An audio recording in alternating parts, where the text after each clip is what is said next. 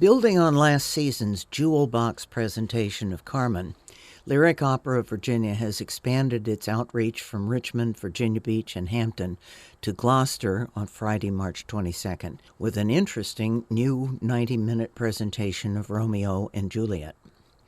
It boils the Gounod opera down to two characters, Romeo and Juliet, of course, but instead of presenting the familiar story in linear fashion, boy meets girl, they fall in love, life interferes, they die. Stage director Stephanie Vlahos reverses things. First comes Juliet's poison aria, then the tomb scene in which the lovers die. The story reels ever backward to their first meeting, and in each scene we see more and more of their innocence and the freshness of first love, still untarnished by disappointment and frustration that comes later. It sounds kind of weird, but it works.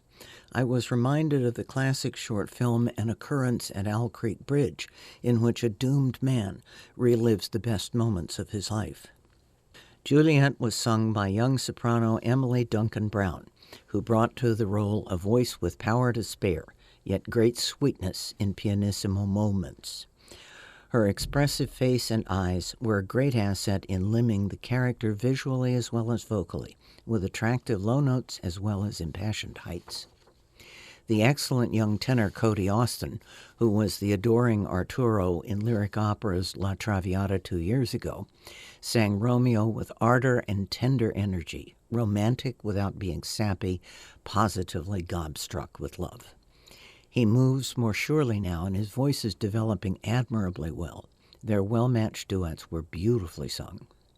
Recorded period music set the oral stage between scenes. The star-crossed lovers entered bearing tall, lighted candles. A low wall served as tomb for Juliet's feigned death and Romeo's subsequent suicide. It also became their marriage bed and figured in the balcony scene. The unbilled costumes were simple and effective. Lyric Opera Artistic Director Peter Mark conducted General Director Joseph Walsh, energetically supportive on piano, and Virginia Symphony violinist Allegra Havens, whose rich, gorgeous, dark tones suited the music perfectly.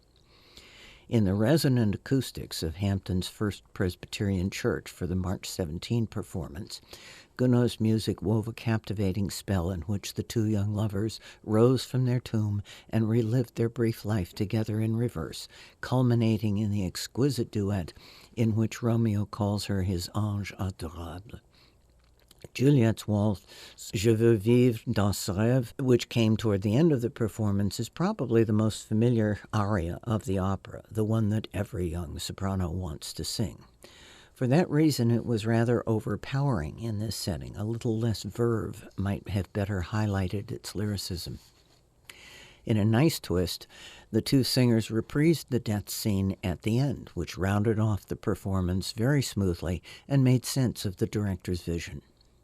Peter Mark is committed to bringing opera to places and people who might not have seen a full opera and are leery about the expense and time commitment. It's a gamble that seems to be paying off handsomely. From the other side of the Footlights, I'm M.D. Ridge.